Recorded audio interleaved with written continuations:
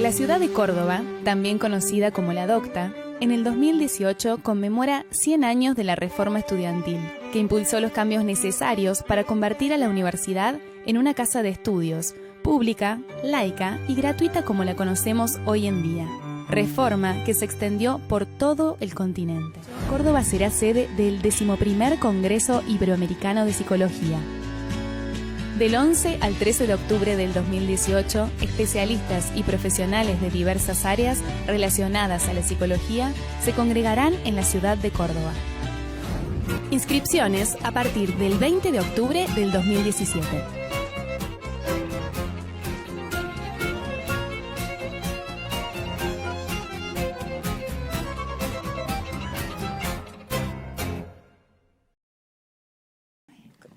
Buenas noches a todos, muy feliz y un poco aprensiva con la recepción que he tenido. Espero no decepcionarlos porque siempre puede suceder. Si empiezo a ver que hay mucha gente que empieza a bostezar, ya voy terminando. Siempre, ¿no? Siempre uno puede fallar. Bueno, entonces lo que preparé, pensé que puedo hablar a una asociación de psicólogos, ¿no? Y entonces, está haciendo...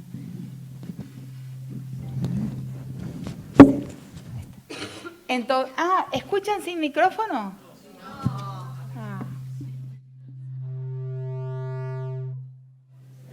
A ver ese como retorno. ¿Ahora? Sí. Mejor. Bien, entonces no escucharon lo que dije antes. Dije que dije... Bueno, pero es una asociación, bueno... Sí, bueno, hay personas de otras profesiones, pero como el que me convidó es una asociación de psicólogos y psicólogas, o mejor de psicólogas y psicólogos, siempre me enriedo con esa cuestión. Preparé así un pequeño relato sobre las veces en mi pensamiento, en mi reflexión, en mis escritos, en que me fui cruzando con la psicología. Fui haciendo un trabajo, o sea, escribiendo como desde la perspectiva antropológica, que es mi formación, pero en diálogo con la psicología. Y pude recordar siete principales momentos que están en mis textos desde el principio, o sea, desde mi doctorado, vamos a decir así, que dialogué con la psicología, Y pensé en exponerles esto. ¿Qué te parece? Perfecto. Pueden decirme, o sea, en algunos momentos, más adelante llego al género, llego a la violencia, inmediatamente.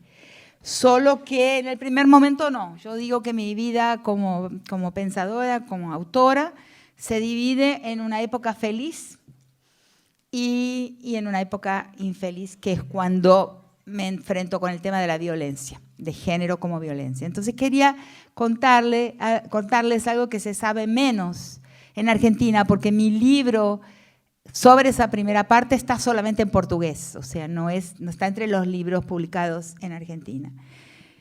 Que es un libro que sale, no es exactamente igual, pero una parte de él sale de mi trabajo de investigación de campo por muchos años, entre 1976 y 1980, en 3 visitas larguísimas, de una religión afrobrasilera, de la religión que se conoce como la religión de Orixás, como el candomblé, pero en una ciudad que no es Bahía, sino un poco más al norte, en Recife.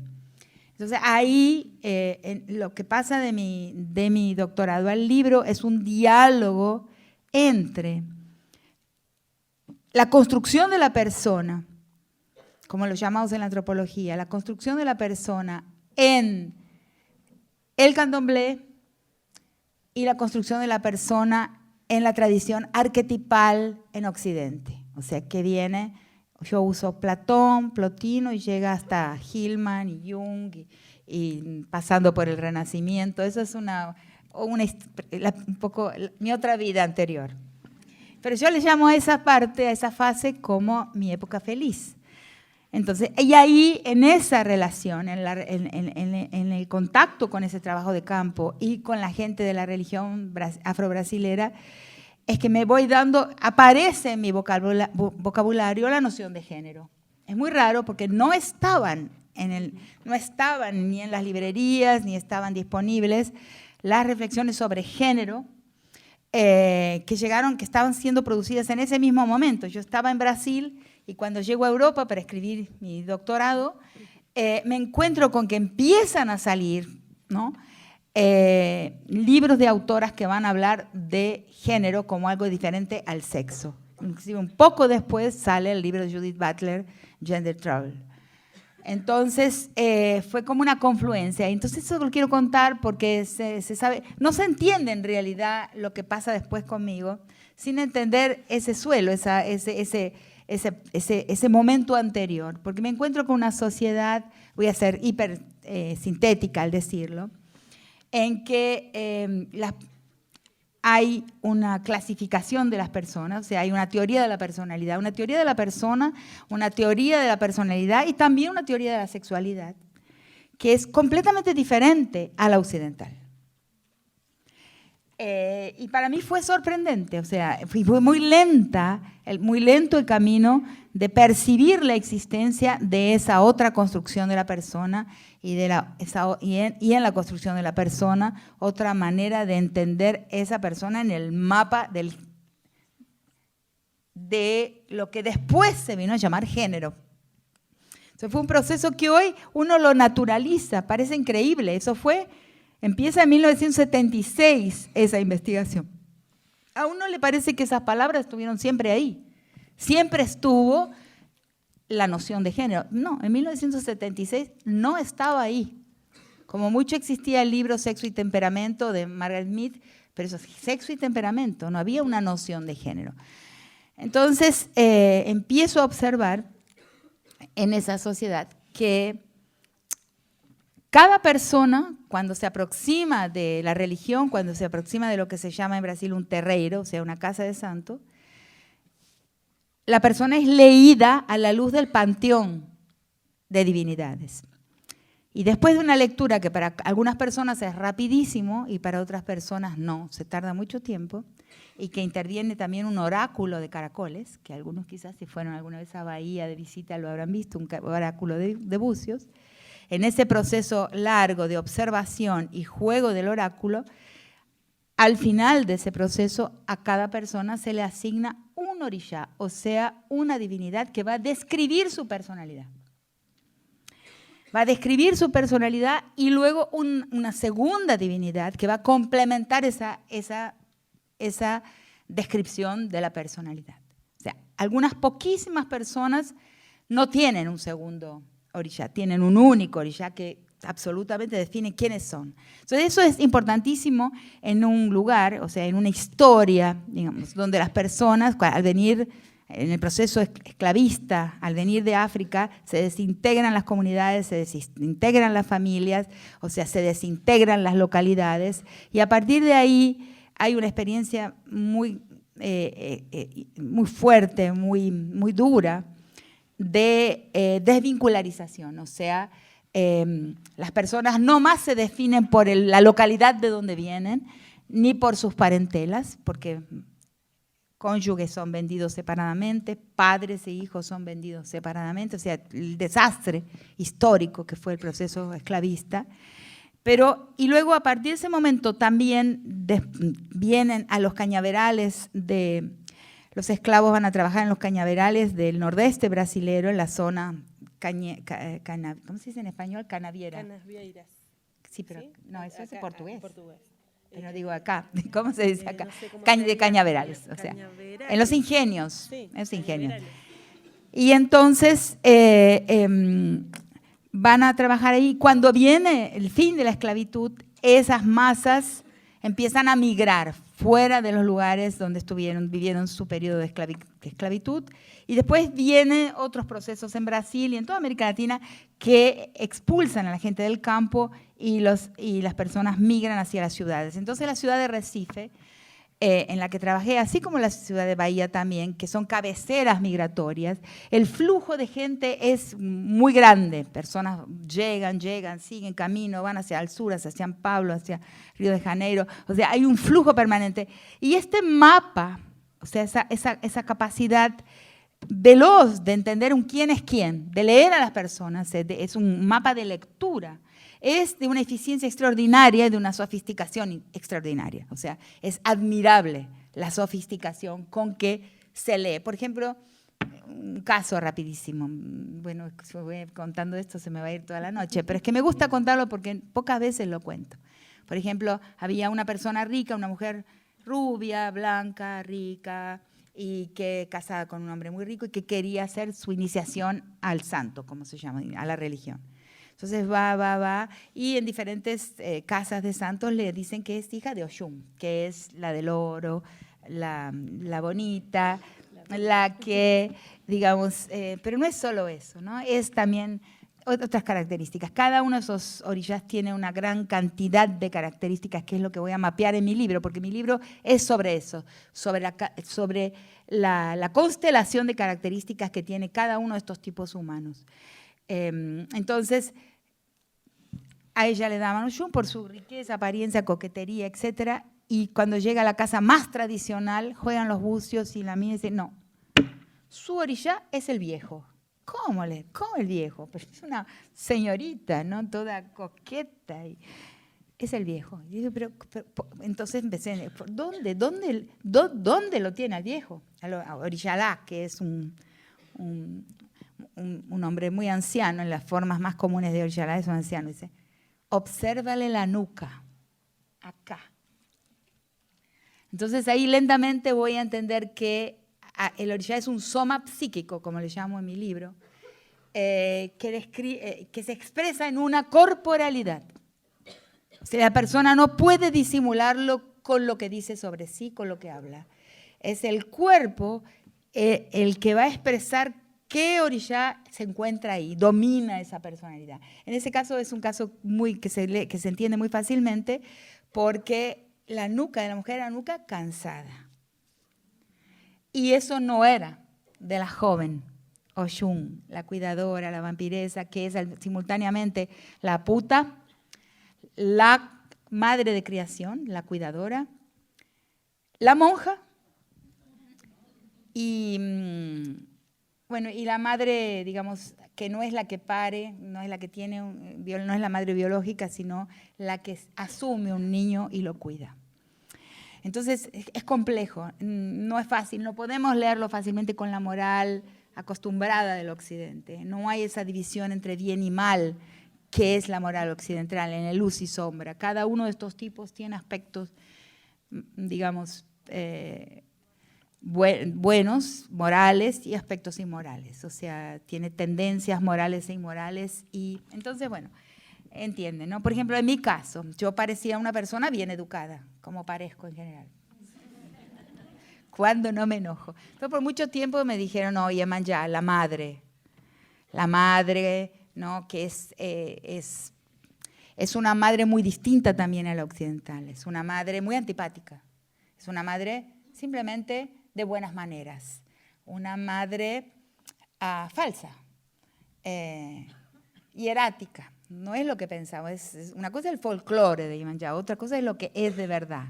La madre verdadera es Oshun, esa que es la prostituta, la partera, la monja, la enfermera. Esa es la madre. La otra es la madre que tiene todo el prestigio de la maternidad y se desdobla en dos. De esto voy a volver a hablar en un ratito. Para mostrarles también que cuando hacemos psicología en nuestro mundo, si no sabemos cómo es el mundo que habitamos, si descuidamos algunas cosas, estamos haciendo un revoque así, una superficialidad, que es lo que pienso hoy, después de toda esta experiencia. Pero esa experiencia solo se entiende si se entiende mi primer paso. Entonces, bueno, en mi caso, yo era bien educada, señorita que tenía 25 años, que era, en fin, era hija de Yemanyá, la madre legal, institucional, esa es Yemanyá. Pero un día me enojé y empecé a soltar una lengua insurgente, viperina, y cambié de orilla. Entonces, no, tú no es Iemanjá. Iemanjá en segundo lugar. Yansan, la que tiene la espada en la mano. Entonces, así fue comprendiendo. Solo por estas anécdotas rápidamente se va comprendiendo. Entonces, en esta tradición muy fuerte y muy sofisticada, en que las personas se leen con una sutileza y con una precisión sorprendente, la personalidad no está vinculada al cuerpo. Por ejemplo, hay personalidades masculinas y femeninas que tienen una única característica, pero esa personalidad masculina y femenina nada tiene que ver con la anatomía, con la biología de la persona. Primer susto. En esa sociedad, la normalidad es la transitividad de género, lo que vine a llamar después la transitividad de género. O sea, las personas tienen una gran movilidad con relación a de quién se enamoran. Entonces, por ejemplo, uno escucha a alguien decir, no, en aquella época estaba yo saliendo con una criatura. Y de qué forma extraña de llamar a un hombre una criatura, o qué forma extraña. Es que era una criatura, no era un hombre o una mujer, era la persona. O sea, la sexualidad es dirigida, o sea, todo lo que el feminismo vino inventando posteriormente está ahí. Yo lo vi, yo lo viví y vi que existe, y que como existen muchísimas sociedades precoloniales y que existen muchas sociedades indígenas hasta hoy, la biología no es determinante. La determinación biológica de la posición de género, ahí sí ella se da con el proceso de la conquista y la colonización y la occidentalización del mundo. Antes existe el género en el sentido de que existen marcadores de la feminidad y de la masculinidad. Pero no son marcadores que están en el cuerpo como cuerpo, sino en lo que llamé un soma psíquico. O sea, es un continuum, además no hay una única masculinidad y una única feminidad, sino un continuum que va de la masculinidad a la feminidad o de la feminidad a la masculinidad con grados. Por ejemplo, entre los dioses del panteón, las divinidades del panteón masculinas, hay jerarquías. O sea, está el más másculo, está el medio másculo, está el menos másculo, o sea, entre las mujeres también, está la más masculina y de las mujeres. Y entonces es un continuum. Y ninguna persona en realidad se encuentra en ninguno de los dos polos, sino que todas las personas tienen un grado de androginía y ese grado de androginía les permite vivir mejor, o sea, y realizar mejor sus tareas. Claro, mucho tiempo me llevó en llegar a este esquema. Entonces, hablo un poco de esto en un texto que se llama La invención de la naturaleza. O sea, porque ahí voy entendiendo cómo lo que entendemos por la naturaleza es algo muy distinto en el occidente blanco, eurocéntrico, moderno, colonial, y es muy distinto lo que se entiende por naturaleza en otras sociedades, como por ejemplo esta que estudié en profundidad. Entonces, hay, digamos, el género de la persona tiene como capas, estratos. Existe sí como referente importante para el ritual el referente anatómico. Ahí está el organismo, la biología, ¿no? En el ritual, los papeles rituales son severamente distribuidos por la biología de la persona. Luego viene el papel social. El papel social ya no. El papel social y político de la persona va a estar absolutamente independiente, suelto con relación al estrato biológico. La personalidad también totalmente suelta. Hay hombres que tienen una personalidad totalmente femenina y mujeres que tienen una personalidad totalmente masculina. Y la sexualidad, lo más suelto de todo, es errante, es bastante errante, es experimental. O sea, entonces eso es la persona y sus estratos que tienen que ver con, por ejemplo, la Main y el Padre de Santos, la sacerdotisa y el sacerdote, son papeles idénticos. No hay el papel superior del sacerdote sobre la sacerdotisa. El dueño de una casa puede ser hombre o mujer. El dueño de una comunidad, o sea, la autoridad sobre una comunidad puede ser hombre y mujer. quiero advertir algo.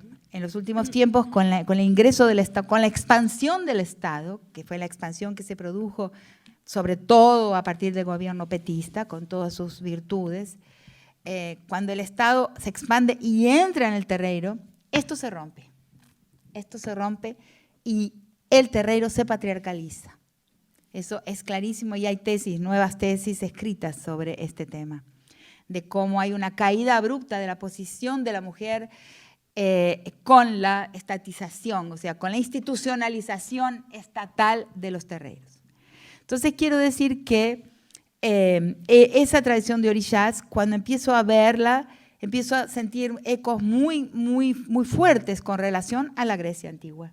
Y el libro este que se llama Santos y Daimones es una conversación entre la paideia griega, entre Platón y esta tradición, y luego con la tradición que va, como les expliqué, de platonismo hasta el pensamiento, hasta la psicología arquetipal junguiana, y también pre y post junguiana a través del Renacimiento, que es un pensamiento en imágenes, ¿no? Como el pensamiento en imágenes en el Occidente coloco a dialogar con la tradición de los orishas. Y ahí encuentro, buscando lo que tienen en común y lo que tienen de diferente. ¿Y qué encuentro al final? Es un libro así, ¿no? Como diferencia.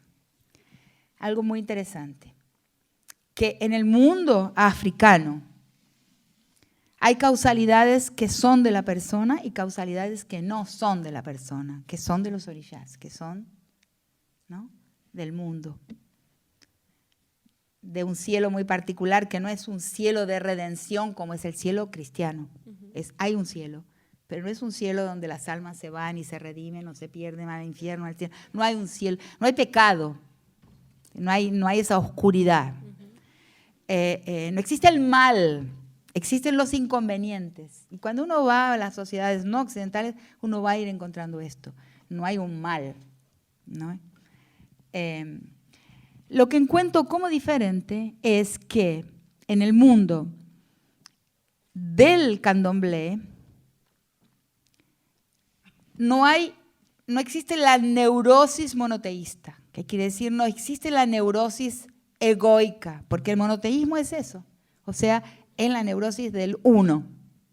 No existe un uno, sino que existen cosas que pueden estar, que deben estar bajo el control del sujeto y otras cosas que nunca podrán estar bajo el control del sujeto.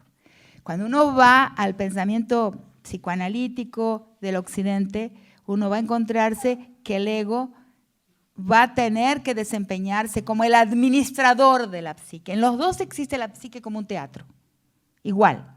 O sea, en el mundo del candomblé hay un teatro de la psique donde hay diversos personajes, mi orishá de cabeza, mi orishá secundario, otros orishás que entran en juego. En mi teatro de la psique, que se pelean entre sí. Hay personas, por ejemplo, hay una cantidad de conceptos interesantísimos. Por ejemplo, hay pelea de cabeza, que si cuando la persona tiene la desgracia de tener dos orishás que se detestan, toda la vida va a tener que... Pero hay un vocabulario para eso, para esa pelea. Y va a tratar de acomodar, a veces viene el país de santo y en un ritual le instala a un tercero ahí que va a mediar.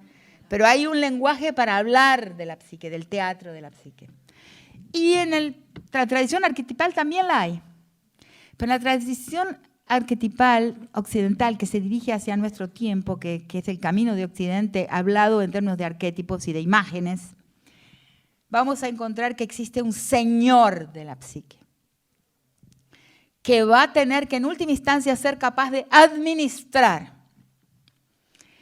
Y en el otro entra la estructura trágica de la vida, donde entra lo no administrable. O sea, hay no quiero decir un curvamiento, pero hay una admisión de la fragilidad del sujeto en su capacidad de administrar ese teatro. Entonces, esa es lo que algunos, ¿no?, Rosset, todos los autores van a hablar como la estructura trágica, que en última instancia debería ser el último momento del psicanálisis, o sea, soportar las contradicciones, o sea, soportar que algo que los pueblos soportan muy bien, y el eurocentrismo en nosotros no soporta, que es la idea de que A y no A pueden ser verdad al mismo tiempo. Y ahora los filósofos empiezan a hablar, de eso le llaman lógica paraconsistente. O sea, esa lógica paraconsistente soporta lo que no puede ser resuelto y lo que no puede ser controlado. Díganle a un europeo que desista de controlar algo relativo a su vida y van a ver cómo es difícil. O sea, esa neurosis del control. El propio Lacan, en el seminario 7, va a decir que existen pueblos en el mundo, y lo nombra, el candomblé brasilero, en el cual no hay un único deseo. O sea, él lo dice de una forma muy precisa, ustedes como que trabajan con esos temas, yo ya me olvidé, está en mi libro. Es extraordinario, porque se refiere es impresionante también la erudición, porque se refiere a esta tradición.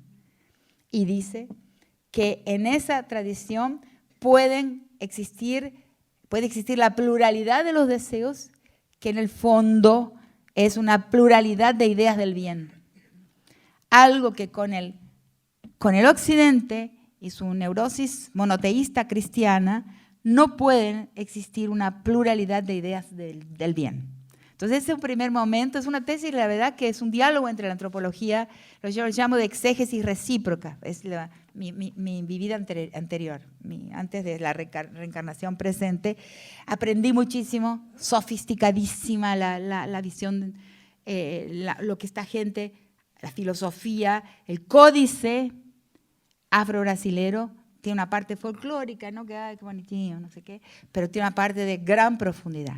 Entonces ese fue el primer momento y le llamo mi antropología feliz, a pesar de la pobreza, ¿no? Ese es el momento en que me fui distanciando del materialismo, porque yo llegué a un lugar donde la gente era muy feliz, pero condiciones materiales de existencia pésimas. Era difícil para mí entender eso.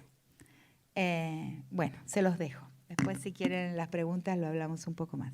El segundo momento en que me encuentro ahí, sí, ya estoy en el momento de la violencia, de estar pensando en la violencia, que como digo en mi libro, la crítica de la colonialidad en 8 ensayos y una antropología por demanda, esa llegada mía al tema de la violencia nunca fue por mi opción personal. Jamás, nunca elegí estudiar la violencia y todavía no lo elijo. O sea, busco todos los días una manera de escabullirme, a ver si puedo salir de este camino que es muy infeliz. Pero llegó esa primera demanda. Yo salía de mi trabajo clásico dentro de la antropología y entro a recibir una demanda del secretario de Seguridad Pública al rector de mi universidad que me pone en el campo de la violencia. Ahí comienza mi época infeliz, ¿no? Imposible no conmoverse con lo que uno escucha, ¿no? Lo que uno sabe sobre la violencia contra las mujeres. O sea, ahí me encuentro de otra forma con la psicología y es algo que está en el libro Las estructuras elementales de la violencia. Me encuentro con el mito barulla de Godelier. Godelier cuenta lo siguiente, ¿no? Pues estoy intentando entender por qué los hombres violan a las mujeres, ¿no? Empieza ese camino en 1993. Mi tesis doctoral con el otro tema la defendí en 1984. Luego en 1993 empieza ese camino de entender la violencia, entrevistando a presos por violación, en fin, intentando entender lo que es el crimen más opaco que existe, porque la violación, yo estoy convencida de que de todos los crímenes es el más opaco de todos para la conciencia de su perpetrador. O sea, el propio perpetrador no es tan fácil para él responder, y lo creo, porque eso surge en muchísimos testimonios, no es tan fácil para él responder qué hizo ahí, qué fue eso, ¿no? Inclusive, ese es otro momento en que acabo usando otra categoría lacaniana que es la del passage à l'acte, ¿no? Como diferente del acting out. El acting out es simplemente una simbolización. En el passage à l'acte, el sujeto se disuelve en el acto. Y esto estaba en el relato de los presos. Esa disolución de ellos, o sea, esa especie de muerte que sucede en el passage à l'acte, que es el cumplimiento la ejecución del mandato de violación. Entonces, es otro momento. Pero entonces estoy buscando ahí qué es lo femenino, qué es... Me olvidé decirles que en aquella fase anterior, cuando encuentro, digamos, una anatomía que está referida, que es una referencia, pero tantos otros estratos, la personalidad, el papel social, el papel político del líder de una comunidad, la sexualidad, están tan disociados con lo que para el Occidente y para mi visión de mundo, la que yo llevaba conmigo, era una determinación, que es la determinación biológica, y ahí se disuelve completamente. Me olvidé de decirles que ahí yo empiezo a decir, ¿cómo hablo de esto? ¿Cómo hablo de esto que en realidad aquí hay una definición de la persona, de su personalidad, de su papel social totalmente... Y yo fui a buscar en la gramática para que se den cuenta cómo el tiempo pasó en una vida, en la vida de una persona, que al final no está ni tan vieja. No, hace un poco nada más. Pero, ¿cómo? Pasó el tiempo y hoy naturalizamos la idea de género. Yo fui a buscar en la gramática, pensé, bueno, ¿dónde encuentro yo una idea de que masculino y femenino son convenciones? Y bueno, en la gramática me acordé. Estudié latín bastante, o sea, tuve una formación gramática bastante fuerte y me acordaba de que, bueno, todas las teorías del convencionalismo, que es la lengua, ¿no? El sujeto masculino y femenino, que ni todas las lenguas tienen, ¿no? Y entonces dije, ¿cómo se llama esto en la gramática? Se llama género. Y la manera en que uso en mi libro, y en mi tesis y después en mi libro, la idea de género, la saqué de la gramática, no la saqué de ningún libro que estaba funcionando, circulando por ahí. Como expliqué, cuando llego a Europa, ahí están empezando a salir libros que tienen la categoría de género, pero fue simultáneo, eso me impresiona mucho, ¿no? Quiere decir que muchas mujeres, la crítica feminista estaba buscando cómo hablar de la sexualidad, de la personalidad y, en fin, de quiénes somos de una manera en que la biología no fuera determinante. Por eso cuando escucho ahora algunos sectores del feminismo que dicen, ay, no hablemos de género, porque el género estamos amarrando, estamos consolidando la idea, el binarismo. No. Cuando encontramos la noción de género que nos desató, que nos libertó del determinismo biológico, fue un paso importantísimo para el feminismo. Fue una de las grandes victorias de la historia del feminismo. Y ahora, por esa cuestión de la lucha por el protagonismo, que a veces acaba inventando la pólvora, se dice, no, género no, porque el género habla de la estructura binaria. Es que el mundo todavía es así. No vamos a estar celebrando el 5º aniversario de la revolución cuando la revolución no sucedió todavía. O sea, no se puede hacer eso, hay que hablar de la realidad, porque si no, no la podemos trabajar, ¿no? Bueno, entonces, en este segundo momento, cuando estoy ya trabajando con violencia y buscando, ¿no? ¿Por qué hace el hombre con la mujer? Me encuentro con algo que está en las estructuras elementales, que es un libro de Godelier, lo cito ahí, en que él cuenta la siguiente historia. Él había hecho trabajo de campo en Nueva Guinea entre los Baruya durante 25 años. 25 años visitando a los Baruya, ya era un Baruya, es un antropólogo francés que ya falleció. Creo que falleció. Ya lo maté. Bueno, si no... Bueno, si no que me perdone. Igual no se va a enterar. Esa parte no la graba. No. Entonces...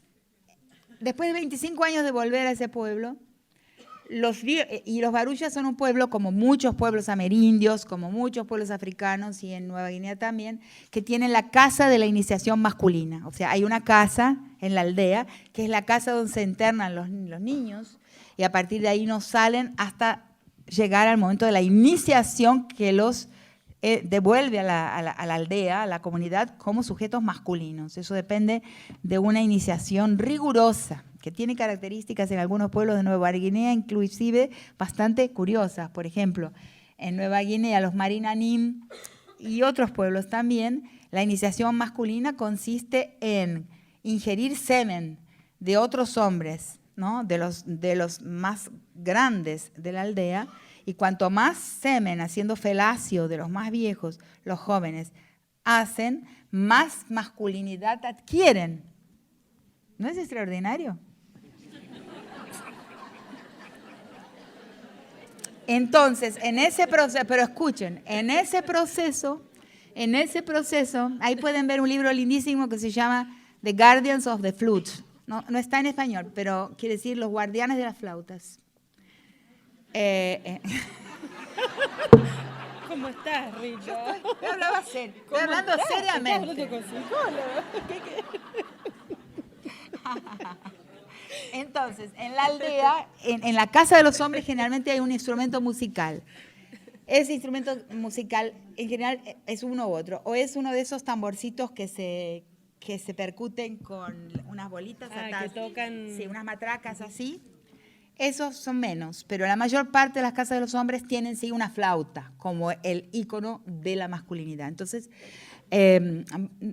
Godelier cuenta que los hombres después de 25 años les dicen, venga Mauricio, Maurice, ¿no? Venga que le tenemos que revelar algo que nunca le hemos dicho, le hemos guardado un secreto y eso nos pesa, usted es un hombre, es prácticamente un barulla, ha pasado tanto tiempo retornando acá que le debemos revelar algo que no le hemos contado. Entonces, se sientan a la mesa con todos y les dicen, miren, la flauta es una invención de las mujeres, es de las mujeres, pero nosotros la tenemos. ¿A qué les suena? Suena conocido. ¿No es extraordinario? Cuando leo esto, digo, eso es extraordinario, porque es que lo que dice Lacan, el mismo mito, que para mí como antropóloga es un mito sobre la... Ahí se callaron, ¿no? Ah, no les gustó. Claro, es la misma narrativa que habla de lo que es un hombre y de lo que el hombre, lo que es una mujer y lo que el hombre debe robarle para ser hombre. Ahí viene la idea, las estructuras elementales de la violencia, del tributo.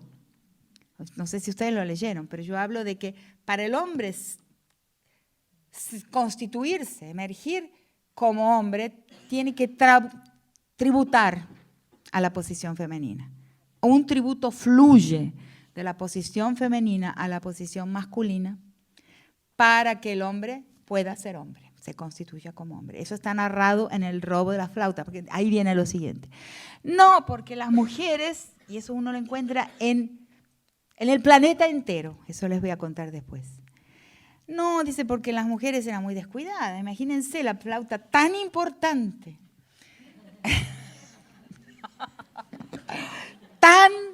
una cosa tan sagrada, la dejaban ahí tirada entre la sangre menstrual, dejaban todo tirado, todas las cosas, la flauta en el medio. Nosotros tuvimos que organizarnos. Es así. Ir allá, meter inclusive la mano en la sangre menstrual, que no nos gusta ni un poquito, y sacar la flauta y traérnosla. Y ahí nosotros pusimos orden en el mundo. ¿A qué le suena, no? La ley. Es extraordinario. Entonces, se parece mucho. Está hablando de ese robo y de esa tributación de la cual, sin la cual no existe el patriarcado, no existe el patriarca. O sea, yo sé muy bien, porque también me psicoanalicé, porque soy argentina,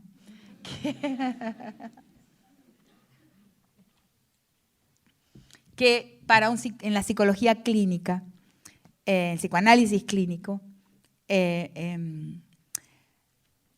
las personas tienen que ser adaptadas a las posiciones de tributada y tributador, o sea, la familia.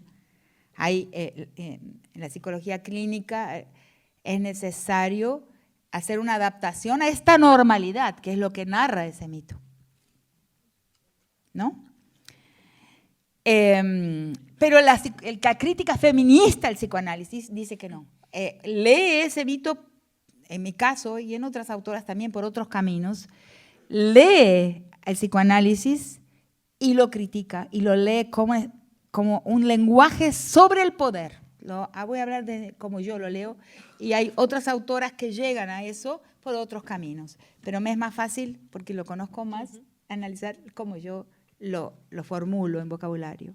O sea, el psicoanálisis en realidad adapta a las personas a una estructura que es el poder. La ley es poder, ¿no? La ley del padre es poder.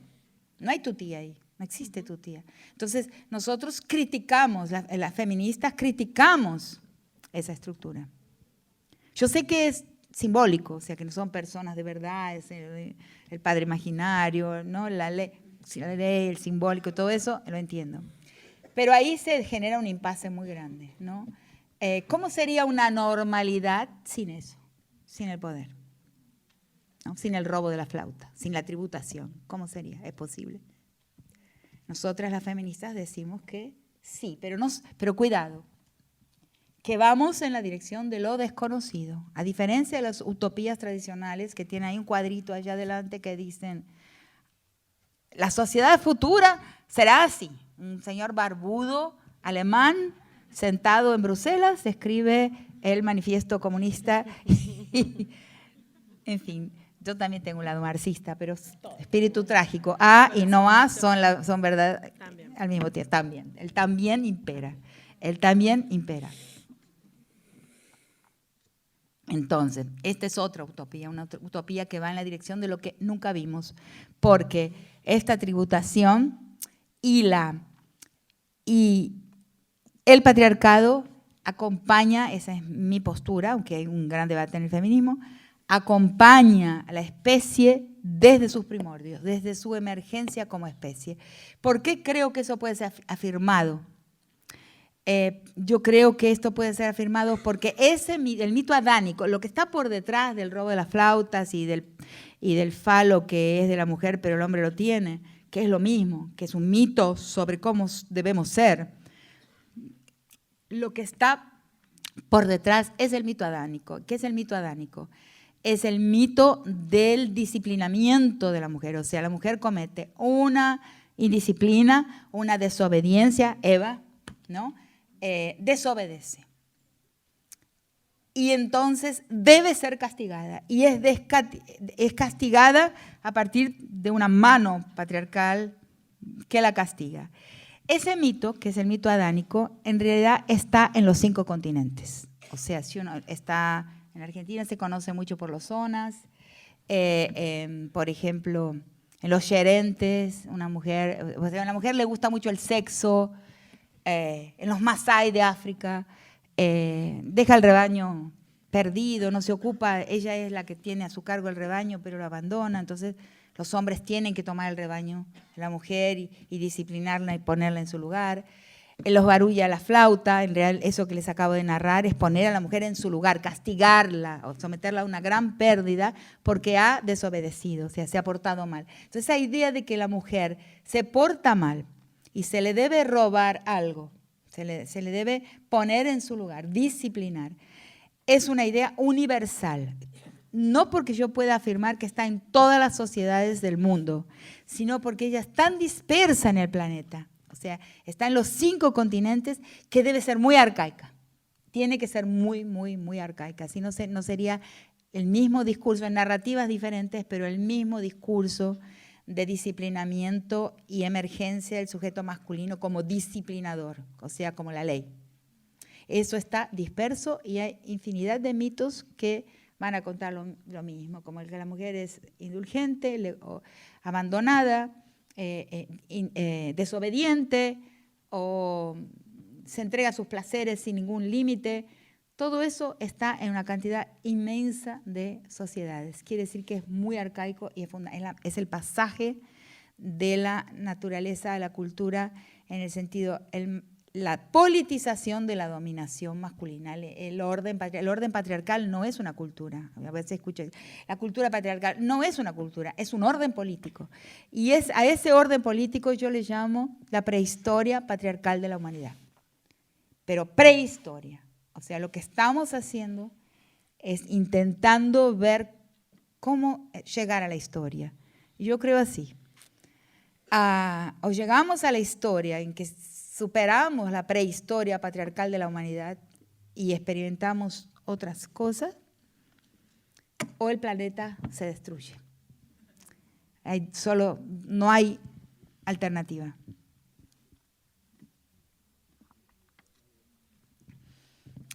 Entonces ese es el otro momento, el momento de el mito adánico y el mito Barulla y el mito lacaniano. Ahí me cruzo, diálogo de la misma forma con el psicoanálisis. Estoy llegando al fin, ¿eh?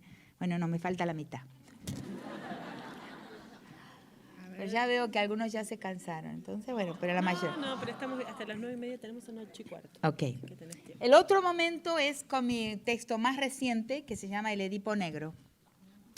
No sé si lo conocen, es parte del libro La crítica de la colonialidad en 8 ensayos, y tuve la sorpresa de que un día recibo en mi casa un mensaje de la editorial Payot, ¿no? De Payot, de la Petite Bibliothèque Payot, ¿no? la editorial Payot y Rivage, que me escribe diciendo que quiere colocar este ensayo dentro de su colección de ensayos, que son ensayos los más importantes del siglo XX.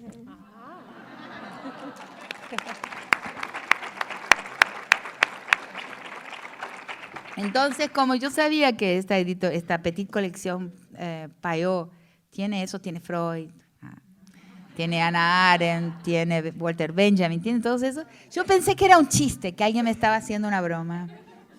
Claro, porque yo estoy del lado colonial, ¿no? Yo estoy del lado del paisaje de los colonizados, de los negros. Nosotros todos somos negros cuando vamos a París.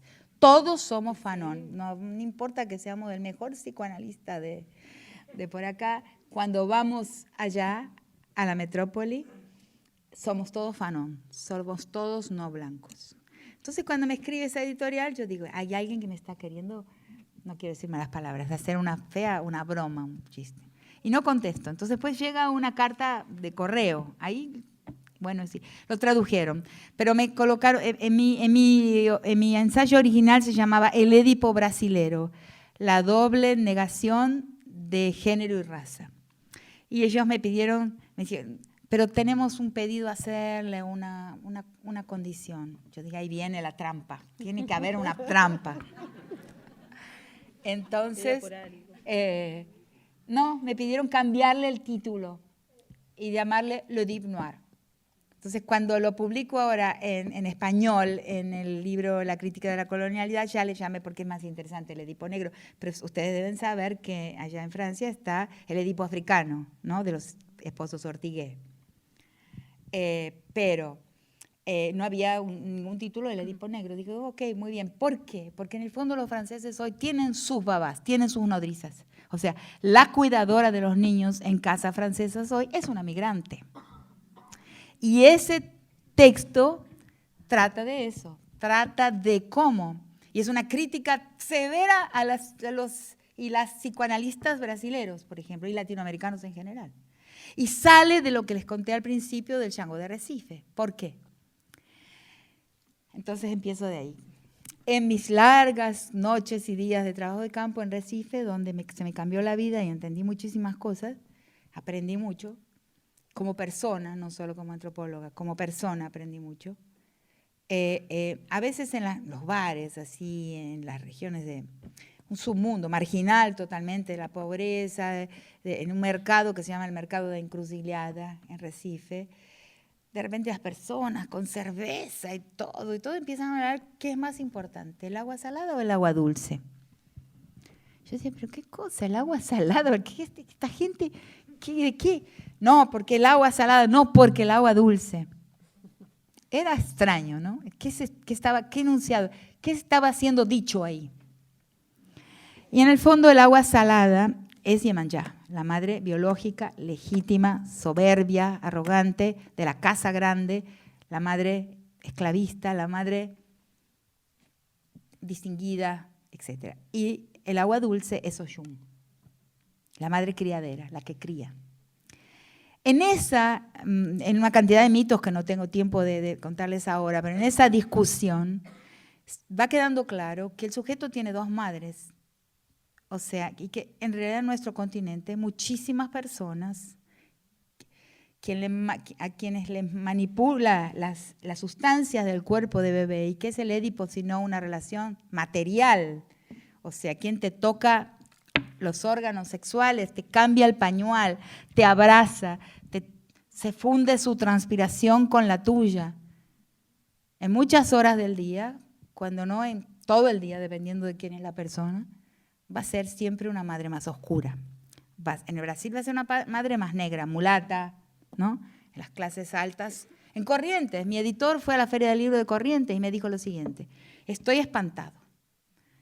Fui a la Feria del Libro y todavía vienen las familias con la sirvienta atrás, con el bebé atrás, cargando el bebé atrás. Corrientes es como Salta, son dos provincias muy criollas. ¿Córdoba? Sí, Córdoba es un horror también. Córdoba, yo la tengo junada. Conservadora. Sí, hay un lado, discúlpenme, Recontra conservadora. hay un lado muy antipático en Córdoba, muy antipático.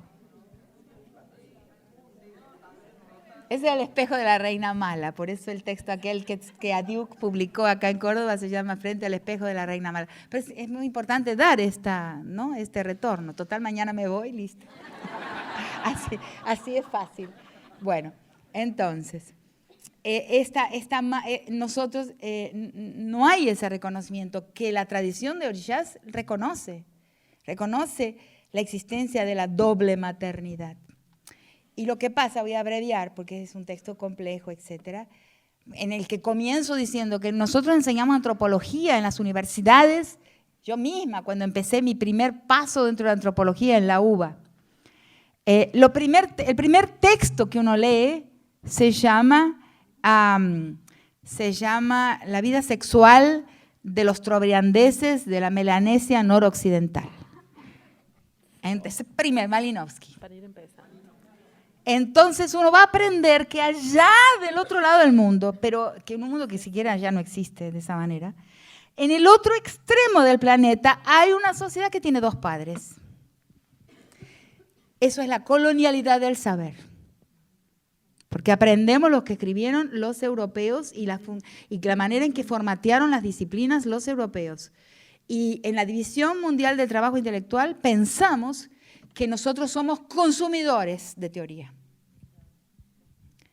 Y no miramos alrededor y no estamos viendo que una gente que juzgamos simple, que juzgamos primitiva, están teorizando sobre la doble maternidad. Y nosotros llevamos una vida en un diván de psicoanalista y jamás siquiera nos ocurre rascar la superficie de quién nos tocó las heces, de quién nos tocó el pis, de quién nos abrazó sudado y con qué cuerpo nos fundimos.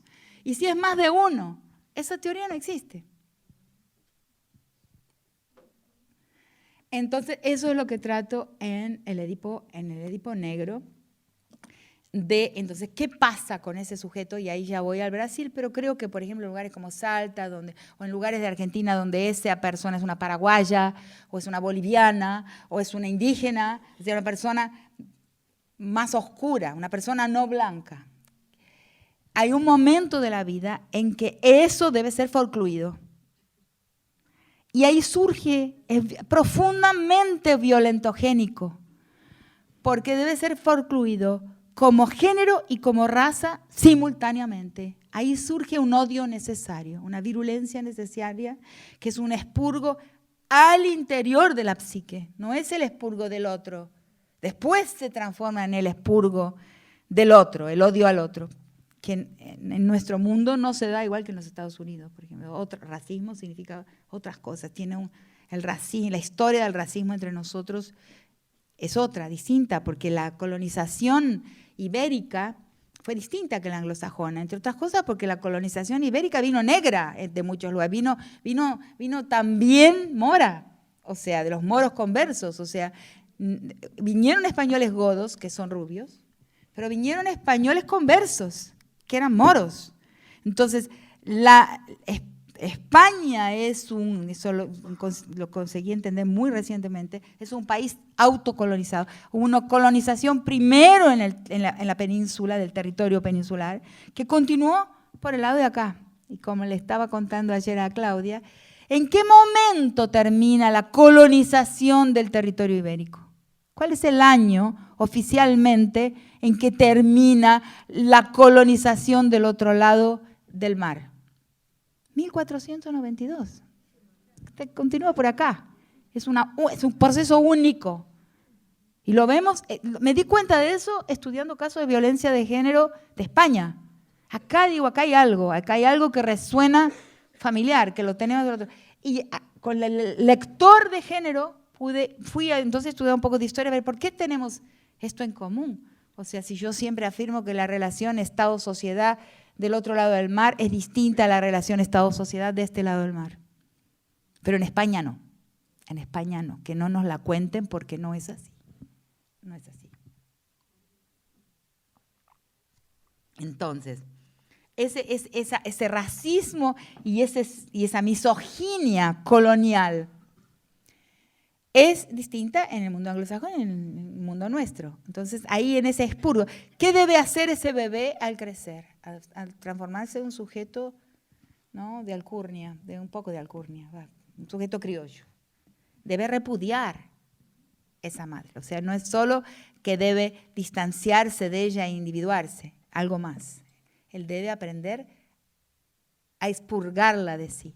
Y para expurgarla de sí, él debe anidar un sentimiento de misoginia y de racismo que es característico de esa psique. Eso está escrito en ese texto. Entonces, otro momento en que me cruzo con las ideas de forclusión y, en fin, y las exploto a mi bel placer, ¿no? Como me interesaba para decir algo que es visible en nuestra sociedad, que es un tipo de violencia muy particular y en fin. Véanlo si están de acuerdo o no.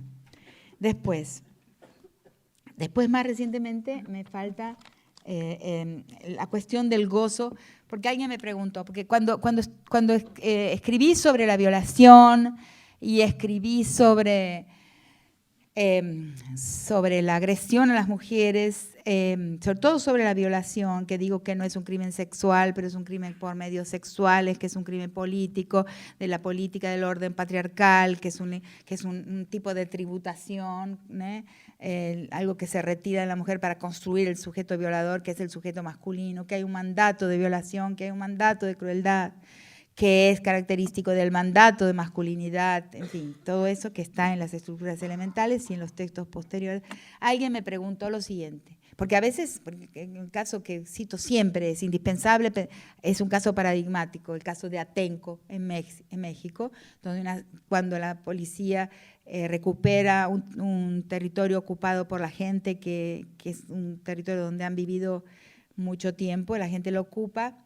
El territorio se llama Atenco, quería el Estado mexicano construir un aeropuerto ahí, y la policía viola hasta la muerte a una señora de 73 años. La señora llega a denunciar y muere. Entonces, esto es importante contarlo porque es un ejemplo de algo que he comprendido hace mucho tiempo y que contesta totalmente una materia, una nota de Zaffaroni, que fue mi amigo durante 29 años y le retiré mi amistad cuando leí ese texto sobre feminicidio, que habla del macho alfa. Habla de la libido. No hay una libido sexual, es otra cosa. Si no, no podemos rescatar la sexualidad tampoco, ¿no? El erotismo, o sea, en fin. Y además no la hay, porque ¿cuál es la libido que viola a una señora de 73 años y que muere inmediatamente porque ya era una señora muy débil? O sea, entonces alguien me preguntó, ¿pero cómo se hace entonces para obtener la erección? Porque sí hay una violación. Es una pregunta importante, porque yo en mis textos siempre hablo de las dimensiones políticas de la violencia de género y de relaciones de género. No hablo sobre perversión, toda esa parte del gozo está fuera de mis textos. Es como especie de punto ciego de mi mirada al género y a la sexualidad y a la dominación sexual y al ataque sexual. No entra, yo reconozco que tengo mis puntos ciegos de la visión también. Lo trato como una relación política de dominación. Entonces me preguntó, ¿entonces cómo se viola? Y ahí tuve que pensar un poquito, y yo creo que la sexualidad ahí es autorreferida. O sea, se dirige al espectáculo que da el violador a los ojos de los otros hombres, presentes o ausentes. O sea, él se ve en el espejo de los ojos que lo miran y ahí viene su gozo y su placer. Es un gozo narcísico, autorreferido, da una vuelta a través de la víctima sacrificial, esa satisfacción se da con relación al sí mismo y a los otros iguales a él, o sea, a la fratria masculina, a la fraternidad masculina, o lo que hoy llamo con más certeza a la corporación masculina. Es ahí que se realiza su gozo, en ese autorreferimiento y en esa satisfacción de ser un miembro de la cofradía, de la corporación. Finalmente, el tema de la pedagogía de la crueldad, ¿no? Que tiene que ver con el anterior. Y ahí abrimos para no sé cuánto tiempo hablé. Son las 8:30 hasta las 9:30, tenemos tiempo en total. Y podemos, entonces, si quieren, dialogar. Entonces, el tema de la pedagogía de la crueldad. Entonces empiezo a ver, ya desde las estructuras estaba puesto, ¿no? De que hay dos ejes. Hay un eje que es un eje moralizador, disciplinador, porque aquel mito adánico del sujeto disciplinador está presente en la violación. El sujeto violador está disciplinando a su víctima. Eso es lo que les cuesta mucho ver a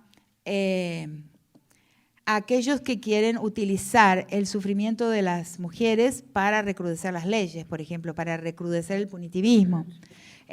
Cuando digo que el violador es el sujeto más moral de todos, quedan absolutamente escandalizados porque ellos son los más morales de todos. Entonces, ¿cómo? No, nosotros que vamos a juzgar, nosotros somos los más morales. No, el violador se ve como un sujeto moral y ve a su víctima como un sujeto inmoral, un sujeto sospechoso moralmente que debe ser disciplinado. Ese mito arcaico se revisita ahí, se actúa ahí en esa relación. Es muy curioso. Por ejemplo, a un violador yo lo escuché decir que, mejor dicho, un alumno mío lo escuchó decir no, pero yo a mujeres evangélicas no violo.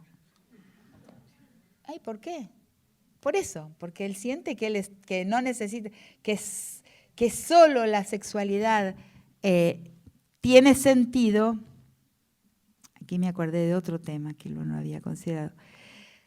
Como punición, o sea, como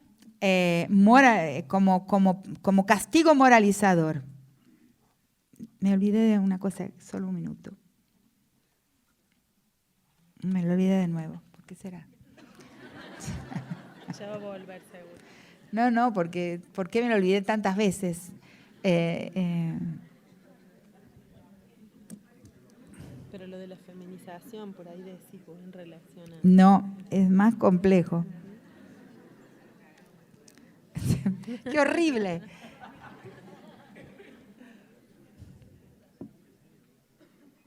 No, me viene, me va, no consigo recordarlo. Y sé que está ahí, sé lo que es, pero no consigo. Bueno, entonces, pero quería decírselos porque en este camino de esos cruces con el psicoanálisis tiene todo sentido.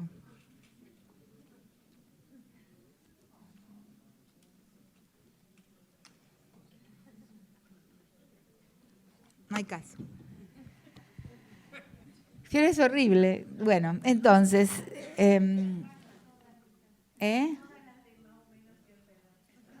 ¿cómo? No, es una cosa, una represión, es una cosa que por alguna razón no estoy dejando venir, pero no entiendo por qué. Si yo estoy... Bueno, entonces es un moralizador, disciplinador. Bueno, entonces viene el tema de y alguien también que se alimenta de esa posición de moralizador que lo transforma en ley, que lo transforma en patriarca, ¿no? Ese mismo circuito lo va a transformar en eso que él desea hacer ante los ojos de los otros, porque sin los ojos de los otros tampoco existe el patriarca. O sea, esa posición es una posición espectacular y esa violencia es... Ah, ya entendí.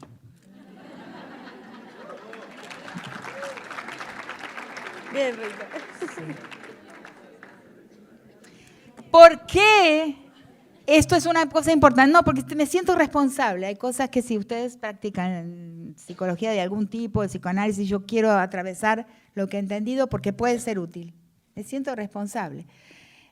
¿Por qué? O sea, el ojo pornográfico, ese es otro texto que se llama El sexo y la norma. El ojo pornográfico es occidental. No todas las sociedades humanas tienen el ojo a la cosa.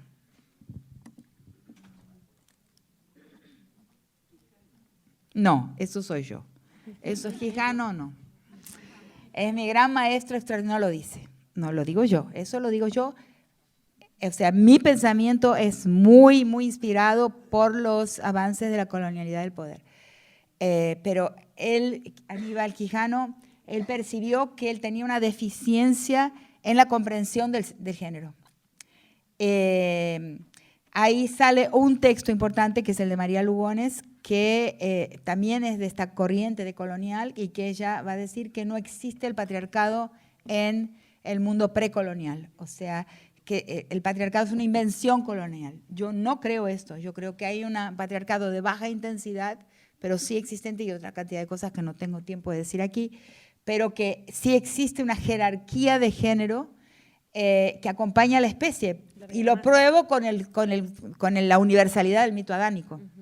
Es que María es filósofa y yo soy antropóloga. O sea, y además, en fin, no hay tiempo. Pero sí que son distintas, son decoloniales las dos visiones, pero no son idénticas. Entonces hay un momento en que Aníbal Quijano me pide que yo escriba un texto sobre género y colonialidad. Y porque él tiene un único texto escrito sobre colonialidad y género, en el que solo consigue ver la violación de la mujer no blanca por el hombre blanco. Pero él se da cuenta de que en el medio hay una cantidad de otras cosas, por ejemplo, la violación de la mujer por sus mismos hombres, o sea, la violencia doméstica de la mujer en su mismo medio, no es solamente el blanco. Entonces se da cuenta de que le falta, además él lo biologiza mucho, porque este campo de la teoría de género es un campo de extraordinaria complejidad y que tiene una enorme historia y una larguísima historia de reflexión teórica. Si ustedes van a los estantes de las grandes librerías del mundo o también a los estantes virtuales de las grandes librerías virtuales, ustedes van a ver que el estante de teoría de género es gigantesco, mucho más gigantesco que el de la antropología, que el de la sociología y que de la historia inclusive.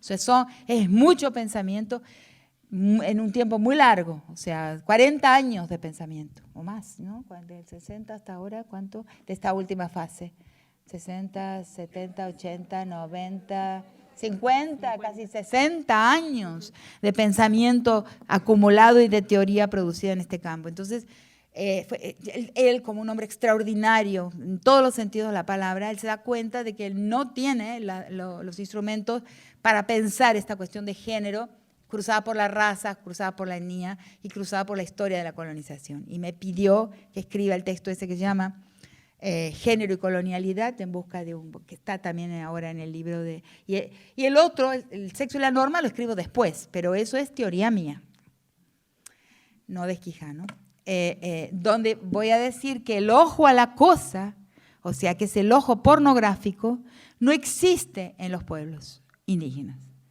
No hay cosa, no hay cuerpo-cosa, no hay cartesianismo, no hay cabeza-cuerpo, no hay res extensa. O sea, no hay cosa en la mirada humana sobre sí mismo, sobre la misma humanidad.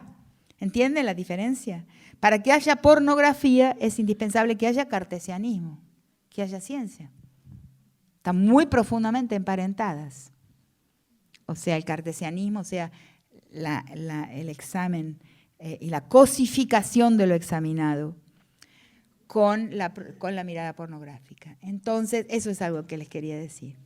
Si hay erotismo, que es algo, solamente cuando entendí esa diferencia, cuando entendí la no universalidad de la mirada a la cosa, de la mirada pornográfica, solamente cuando entendí eso, entendí la diferencia entre pornografía y erotismo. Porque yo sabía, bueno, pero no conseguía entender muy bien, porque estaba totalmente dentro de la visión occidental. Entonces, es por esa razón que con tanta facilidad, y esto es lo que les quería decir, el acceso sexual en nuestro mundo, en el mundo occidental, europeo o eurocéntrico, como es el nuestro, racista, que es sinónimo de eurocentrismo, es solamente por eso que tan fácilmente el acceso sexual se transforma en damnificación, en daño. La proximidad entre la idea de daño y la idea de acceso sexual son posibles por esta mirada a la cosa, que se inaugura, sí, con la colonial modernidad. O sea, una hipersíntesis, pero creo que se entiende. Entonces de ahí surge la idea de la pedagogía de la crueldad, que es justamente una pedagogía de la crueldad, es todo aquello que nos enseña a transformar la vida en cosa. La vida en cosa, esa es la definición. O sea, el lente de Tinelli, ¿no? Es pedagógico al extremo de esto, de transformar el cuerpo en cosa, ¿no? Es un lente, pero tremendo, ¿no? Y otras, por ejemplo, el burdel, el prostíbulo. O sea, muchas veces digo, cuando pensamos esta cuestión del prostíbulo, no desde el debate del garantismo, ¿cómo se llama? No, ¿cómo se llama el debate del abolicionismo? Eso no creo que sea un buen debate. Sinceramente, me parece un debate perdido. Entre otras cosas, ¿por qué? Porque la trata y la prostitución forzada son crímenes ya, y sin embargo están ahí. O sea, están en todas partes. Cualquier pueblo sabe dónde están los burdeles en el pueblo. Ya son crímenes. Entonces, no es por ahí. Pero sí insisto en lo siguiente. Cuando pensamos en la prostitución, es obligatorio pensarla históricamente. Porque llamamos prostitución a una serie de cosas que en el fondo son muy distintas porque están en contextos históricos diferentes, ¿no? En los años 30 en nuestro país, que fue un gran momento de trata, ¿no? De los dos grandes grupos de rufianes que existieron en nuestro país en los años 20 y 30, que trataron muchísimas mujeres, trajeron y las sometieron a esclavitud forzada. Pero en ese contexto, el acceso a un cuerpo de mujer era imposible, era dificilísimo para un hombre, para un migrante o para los, sobre todo migrantes que llegaban también a nuestro país, tenía una proporción de 7-1, 7 hombres por cada mujer. Además, toda la moralidad, etcétera. Por mucho tiempo, el acceso a un cuerpo de mujer fue algo muy difícil de obtener. Entonces tenemos una prostitución terrible, horrible, maldita, todo lo que quieran, que se prohibió después, pero que cumplía una función de un tipo, que cambia su función hacia el presente, cambia lo más importante de su función, porque lo que voy a decir también existía en aquel tiempo, pero hoy es su función principal. Inclusive una cosa, cuando reabren los burdeles, cuando empieza a aligerarse la prohibición, ¿dónde reabren los burdeles? Que es donde están hoy, inclusive. Alrededor de los cuarteles, ahí empiezan a ser permitidos. ¿Por qué? Y ahí viene todo el verso de que, bueno, porque los soldados, y eso lo estudié en el contexto de las guerras, mucho. Los soldados se mueren porque el burdel sella el pacto masculino, o sea, consolida el pacto entre los hombres y la posibilidad. Es un lugar de la tributación y un lugar del aprendizaje de la vida cosa. O sea, la escuela de la pedagogía de la crueldad, una de las escuelas más importantes, es el burdel, hoy. Es por eso que, por ejemplo, cuando abre una mina, antes la minera llega al lugar y empieza a recorrer las calles, a identificar casas, compra casas para instalar burdeles, porque ahí, digamos, se genera el otro gozo, que es el gozo narcisista entre hombres, o sea, el pacto masculino, lo que les estaba hablando antes. Se sella en el burdel hoy, le pregunté a las dos más importantes especialistas en el tema, que son Mónica Schult y Silvia Schechter. Estábamos en una mesa, no es mi tema, pero como feminista me interesa, y como persona humana me interesa pensarlo. Le digo, los hombres hoy van mayoritariamente solos o acompañados al burdel. Van acompañados. ¿Y quién va? El comisario, el diputado, lo siento si hay diputado, algún comisario por aquí que no creo. El juez del pueblo, el juez, el empresario, el comerciante, y en un mismo gesto sellan ahí un negocio oscuro y al mismo tiempo eliminan de esa escena a la comerciante, a la empresaria, a la jueza, a la diputada y a las mujeres que se encuentran en esa misma. Es un doble rédito, doble ganancia, ¿cierto? Y eso se hace también mediante esa víctima sacrificial, ¿no? Que consolida pactos. Entonces, la pedagogía de la crueldad es todo aquello que nos va a enseñar los juegos, por ejemplo, los videojuegos. Todo aquello que nos va enseñando a ver la vida como cosa, a ver el paisaje como cosa, el cuerpo como cosa, y eso es a lo que llamo la pedagogía de la crueldad. Entonces creo que encierro y podemos, si no tienen preguntas, ahí sigo explicando otras cosas.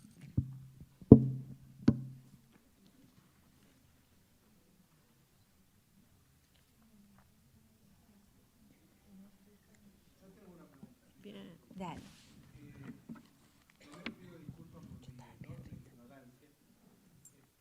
hay dos cosas que me hacen ruido. Hablaste de una utopía hacia lo desconocido y también hablaste de la universalidad del mito adánico. Sí. ¿Cómo compatibilizamos eso para lograr esta utopía que queremos?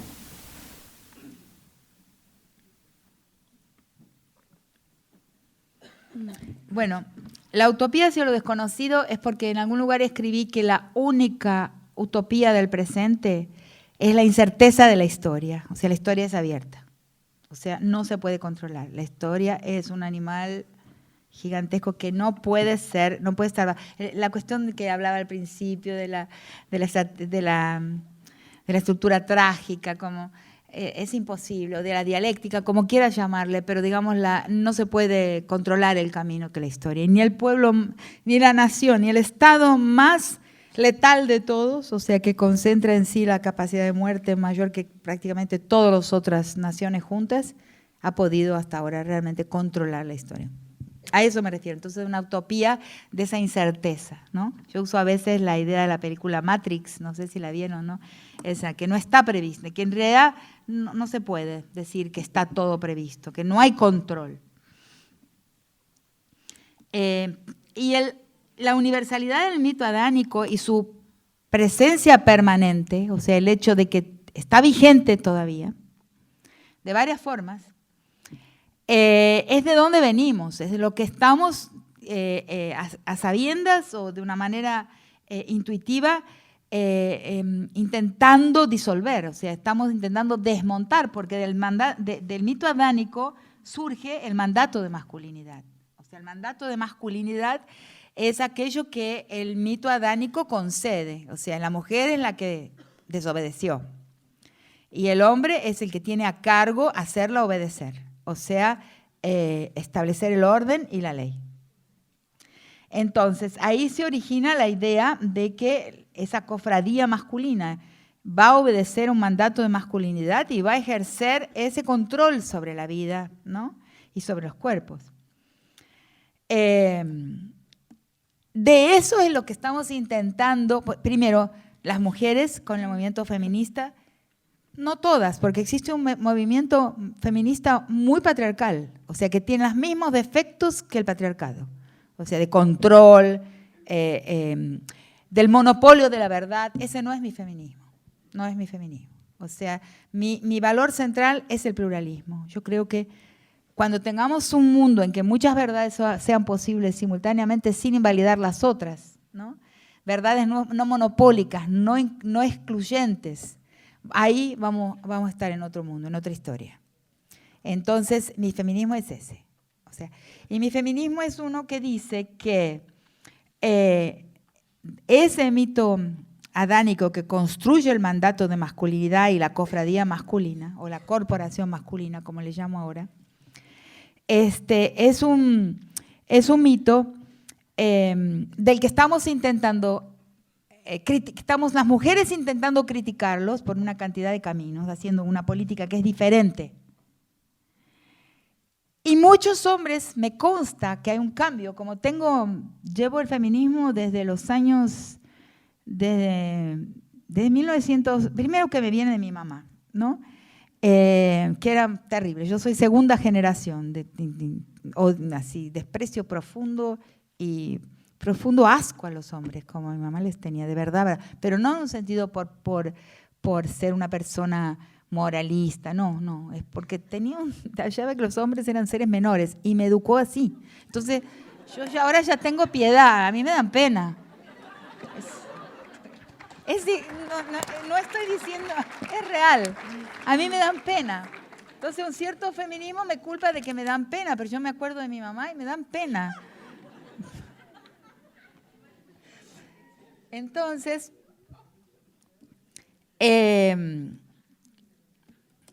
veo muchos hombres que me escriben, personas diferentes por el chat de Facebook, o a veces me entregan una cartita así, y jóvenes que me encuentro por muchos lugares, que se están corriendo del mandato de masculinidad, que están deslizándose hacia afuera, algunos de una forma ya más política y otros de una forma disimulada, no a través de la sexualidad, pero no solamente, a través de los afectos, la emocionalidad, una cierta gramaticalidad, que es la característica con que las mujeres, por ejemplo, como yo no hablo de una manera catedrática, así, distanciada, burocrática, como es el habla masculina, ¿no? Que muchas mujeres académicas van a adoptar eso, ¿no? Acá la realidad y aquí yo que la leo. No.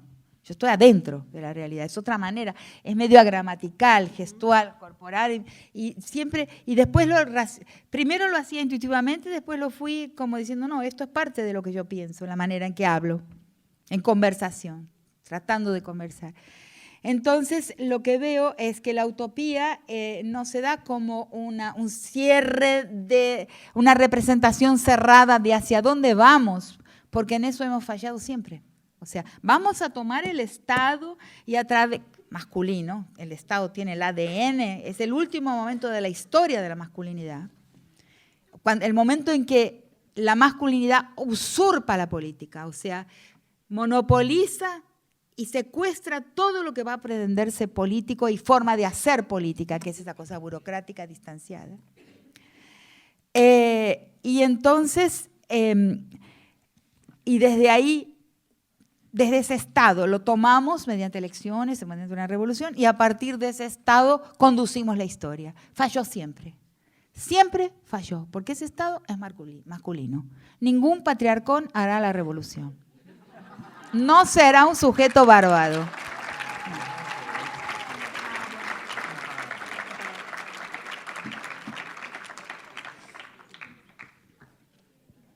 No tengo nada contra los que tienen barba, pero no serán el campeón de la revolución. No es por ahí, no es así, no es por uno, no es el mundo del uno. El mundo de la modernidad es el mundo binario, y binarismo y dualidad no son lo mismo. El mundo binario es el mundo del uno, y el mundo del uno, que es su sujeto epítome, emblemático, emblema de lo humano, donde el hombre con H minúscula se transforma en el hombre con H mayúscula, el sujeto humano normativo, es una gran usina productora de anomalías. Todo lo que no es él es anómalo. En el fondo es eso. Y la idea de las minorías está allí. Un gran error histórico.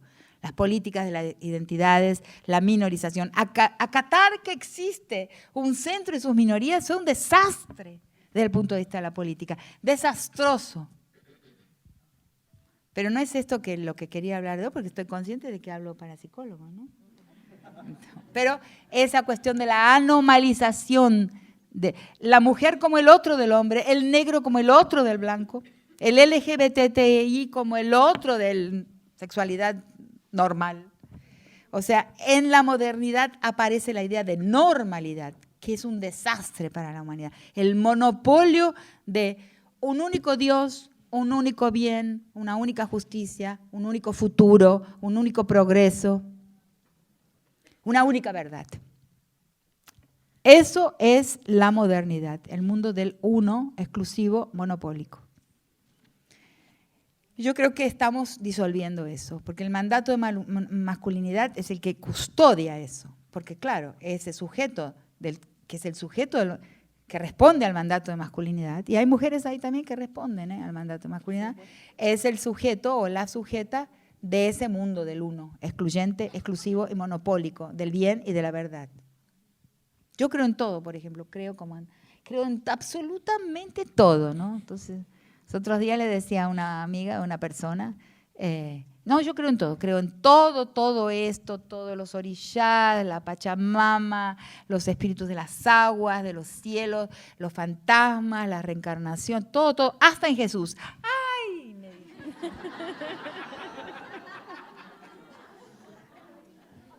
Claro, todo, inclusive esto. Pero no solamente eso. Esa es la cuestión del exclusivismo, del monopolio de la verdad. Entonces, la utopía es que estamos en movimiento y nadie lo va a frenar. Por eso Quijano tiene una frase muy enigmática y muy maravillosa que dice, no es los movimientos sociales, es el movimiento de la sociedad. Y el movimiento de la sociedad no lo controla nadie. Y yo creo que es un poco de lo que estamos viendo en este momento. No debemos pretender saber a dónde vamos a llegar, pero hay una inestabilidad gigantesca en la sociedad traída por las mujeres. Y ahí quería contarles otra formulita, ¿no? Mía, no me gusta, no pienso en fórmulas, pero de repente salen unas ideas que resumen lo que quiero decir. Por ejemplo, en los años 60, nosotros, las mujeres, dijimos, lo privado es político, lo personal es político. Era el gran eslogan de los años 60 y 70, lo personal es político. Y nos dedicamos a transformar lo personal, la sexualidad, la forma de afectividad, los vínculos, todo eso lo trabajamos muchísimo para transformarlo. Pero nos olvidamos de una cosa, lo personal es político, en transformar lo político. Eso nos olvida, y lo político, lo institucional los captura todo el tiempo. Todo el tiempo. Y ahí hay un orden patriarcal y masculino, que es el orden de las instituciones. Lo que está pasando ahora es una feminización de la política. Es una manera de hacer política de otra forma. Las marchas de mujeres no se parecen a las marchas de los sindicatos, ni se parecen a las marchas de hombres, de la política de antes. Tienen otro formato, otra manera de expresarse. En fin. Tampoco era el tema aquí. Entonces quiero decirte que utopía hay, pero es la utopía de la abertura, del libro no escrito y el libro incontrolable de la historia. Y la universalidad del mito adánico es eso, es aquello de lo cual por diversos caminos mujeres y hoy hombres también están intentando desmarcarse. Y ya que son psicólogos algunos, o varios, o muchos, les cuento de un libro que es un libro de mi devoción. Tengo como 3 iguales. Me gusta tanto el libro, me gusta tanto ese libro, que voy con donde lo veo lo compro. Pero es igual, la misma edición, idéntico. Que es un libro de un autor alemán, pero que creo que enseña en los Estados Unidos, que se llama Erich Sandner. No sé si lo conocen. Erich, con C, S-A-N-T-N-E-R, Sandner. Y él hace un reanálisis del hombre, ¿cómo se llama? Del legislador que Freud analiza, pero nunca lo tuvo en la... Schroeder, presidente Schroeder. El libro se llama Presidente Schroeder. Es un reanálisis más interesante que el de Freud, pero muchísimo más del presidente Schroeder. Entonces él va a contar que el presidente Schroeder, como ustedes saben, ¿no? Era hijo de un gran legislador, de una especie de Sir, ¿no? De Lord alemán. En el mundo alemán, en el mundo prusiano, su papá era un personaje, una especie de aristócrata, y que además era un gran pedagogo prenazista. O sea, inclusive a sus hijos los ponía en una máquina, en una especie de bastidor de madera para que durmieran en la posición prusiana, para que su cuerpo adquiriera la posición prusiana, tiesa, recta y altiva. Entonces, Sandner dice que Schroeder enloquece para no entrar en la posición paterna, para no reproducir al padre. Es una manera de escabullirse de lo que debería heredar. Escabullirse de la posición de la ley. Es un análisis emocionante. Ahí él indica, sugiere que la locura es salud. Y lo creo. Extraordinario libro, extraordinario libro. O sea, a veces es mejor enloquecer que reproducir. Yo te quiero hacer una pregunta, si no hay otras preguntas.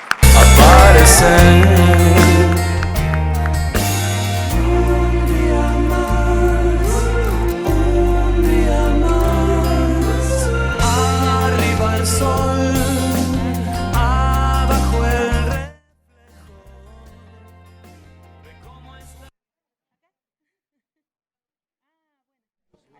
Ahí va. Sí, primero la yo la vi. ¿Querés que ahí? Bueno, yo pensaba en este tema del ojo pornográfico y no podía evitar pensar en estas cuestiones de las redes y demás, y cómo es tan fuerte esto que inclusive en casos de violación y abuso que son filmados se viralizan, cómo es tan fuerte que hasta van en contra de sus propios, como decir, intereses, porque después van y lo pueden, tienen consecuencias legales por eso. Entonces, estaba pensando en, bueno, cómo las redes y esto fervorizan toda esta cuestión del ojo pornográfico. Sí, sin duda. Claro, eso es la propia pedagogía. Esas personas que hacen eso en el fondo, ellas están sabiendo, entendiendo que el canon hoy es ese, el canon pedagógico, el canon de cómo se debe ser es ese. O sea, hay varios indicios de que hoy eso está siendo promovido. Lo que quiero decir con pedagogía de la crueldad es que hay una promoción deliberada de la baja empatía. Yo creo que estamos siendo programados. Yo lo cuento eso, no sé si lo vieron en un texto mío, en que cuento que algo que me pasó, que es, yo vi en el año 1974, creo que vi la película La Naranja Mecánica, que fue la película más prohibida de la historia del cine, inclusive en Inglaterra, donde se hizo, donde su actor principal y su director, en fin, y el autor escribe la novela La Naranja Mecánica cuando ve a su mujer embarazada ser violada por un grupo de soldados norteamericanos y ella pierde el embarazo. Ella escribe la novela La Naranja Mecánica sobre la crueldad. Entonces esa película fue lo más cruel que el cine vio. Véanla hoy. Véanla hoy, es un chiste. Es un chiste. Eso es lo que nos pasó como seres humanos. Eso es lo que le pasó a nuestra capacidad empática, nos pasó eso. O sea, algo hizo con que nos volviéramos piel gruesa, insensibles absolutamente. Entonces el mismo autor, porque como me pasó de cruzar la sala de televisión en mi casa y veo ¿y qué es eso? Y era La Naranja Mecánica. Yo, no es posible, es una broma. No es nada cruel, no es nada cruel comparado con lo que se muestra hoy en el cine. Y entonces fui a buscar para escribir un texto que estaba escribiendo para ponerlo como ejemplo, y el propio actor, Malcolm McDowell, que quedó enfermo cuando la filmó, que tuvo que tratarse para volver a filmar, él dice esto: cuando la vemos hoy es un chiste, eso muestra, en fin, cómo nos hemos transformado como sociedad, como sociedades. Entonces, otro ejemplo sobre que también me encanta, lo acabo de dar ese ejemplo en una entrevista que creo que me salió muy bien a una revista mexicana, que no, porque algunas no salen bien, la que di para ¿cómo se llama la revista de La Nación?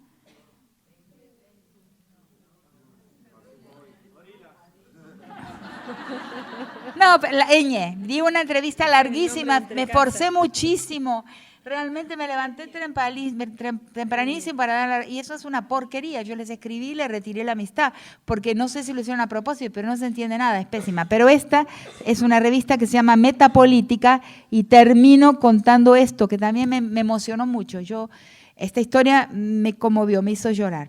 Es una historia que encontré en el New York Times en 2017, ahora reciente, que es sobre el soldado Manning. ¿Saben quién fue Manning? Manning es un jovencito, un niño, que nace hijo de un ex soldado en uno de esos estados, está en Kentucky, creo, sí, en Kentucky, esos estados del fondo de los Estados Unidos.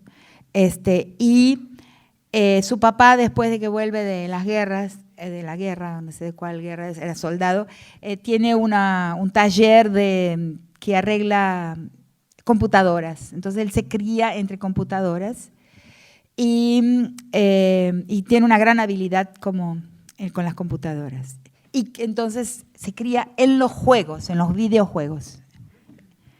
Es una persona que hoy debe tener 30 y tantos años. Y en medio de los videojuegos, toda su infancia, toda su adolescencia, siempre sintiendo que tiene algo diferente a los demás, que hay algo raro en él, que él no consigue muy bien decir qué le pasa, qué es. Y entonces, como su papá, se alista en el ejército norteamericano. Entonces se alista y inmediatamente se ve que él tiene una gran facilidad para todo lo que es computación, sistemas, etc. Entonces, y lo ponen a clasificar información, a clasificar videos de las guerras, de la invasión de Afganistán, la invasión de Irak, y él trabaja todo el tiempo en el archivo clasificando. En un determinado momento lo transfieren a Irak, donde de nuevo continúa trabajando así en oficina en la clasificación de documentales, o sea, videos sobre la guerra. Y hay un momento en que él está trasladándose de un lugar a otro, está en un coche militar yendo de un lugar a otro, de un sitio a otro, y se cruza con un enfrentamiento real. Y eso fue una cosa, un turning point, ¿no? Porque él mira y cuando dice esto, él dice así. Y en ese momento me di cuenta de que eran seres humanos. No me había dado cuenta nunca. A partir de ese momento en que él se da cuenta que eso que vio toda su vida en películas y en videojuegos, porque es dependiente químico de videojuegos hasta hoy, parece. Él se da cuenta de que ahí, se da cuenta de lo que es la materia humana. Y a partir de ese momento es el más grande atravesador de información, protegida hacia Snowden, hacia el, ¿cómo se llama? ¿Hacia? Wikileaks. Él es el más grande atravesador de información clasificada al Wikileaks. Entonces cae preso y está 7 años en aislamiento y en ese proceso se transforma en mujer, en Chelsea Manning. Y el último acto de Obama, porque me reconcilié levemente con Obama, su último acto es darle el indulto y sale. Transformado en una bella muchacha llamada Chelsea Manning. Tengo una adoración por ese personaje que al mismo tiempo en que se vuelve humano, se vuelve mujer. Está todo resumido en ese personaje. O sea, la empatía, esos videojuegos, ustedes vieron cómo son. Yo por casualidad a veces, últimamente inclusive escuché una charla sobre, es así, ¿no? La persona va y pum, pum, pum, mata, pum. Claro. Todo eso es un entrenamiento, eso es la pedagogía de la crueldad. Eso nos entrena a la bajísima empatía. O sea, y nosotros no nos hemos percatado que en el paso histórico somos personas mucho menos humanas de lo que éramos hace algunas décadas. Entonces, eso es la pedagogía de la crueldad. Me olvidé de la pregunta. Quiero aclarar que no soy psicóloga, así que por ahí mi pregunta para muchos puede ser muy obvia. Pero cuando haces referencia a los burdeles e incluso a otros ejemplos, siempre hablas de hombres de poder, digamos. ¿Qué pasa con el hombre común, con el hombre trabajador? dentro de hablo este todos sistema. los hombres. Ah, porque no hacías referencia. Hablo de por todos los bien. hombres, pero también estamos viendo un momento en que, como he dicho, el mandato de masculinidad hace sufrir al hombre. O sea, el hombre muere antes, todos los hombres de todas clases, mueren antes en cualquier país del mundo. Y en muchos países, por ejemplo, en nuestro continente, muchos hombres mueren muy niños, muy jóvenes. En Brasil, por ejemplo, mueren muy niños. En el Triángulo Norte, que se llama El Salvador, Guatemala, Honduras y también en México, hay muchos hombres que en los grupos de sicarios, las corporaciones armadas que están al servicio de las mafias, las maras, ahí hay una mortandad masculina. En la costa pacífica colombiana, que es donde me fui dando cuenta, donde me di cuenta de esto, mueren muy jóvenes. Entonces, el hombre, ¿por qué se entrega como mano de obra bélica? Porque él está formateado por el mandato de masculinidad. Sin el mandato de masculinidad no habría mano de obra bélica. O habría mucho menos. El hombre moriría menos. Hay una psicóloga, Débora Hager, ¿la conocen? De Buenos Aires, que estudia, por ejemplo, el infarto, o sea, la fragilidad cardíaca de los hombres con relación al mandato de masculinidad, al tener que probar potencia todo el tiempo. Imagínense qué tortura. Yo no quisiera ser hombre un minuto, porque tenés que probar algo todo el tiempo, tenés que ser un espectáculo de algo a los ojos de los otros todo el tiempo, es una esclavitud. Entonces yo empecé a decir... Sí, también.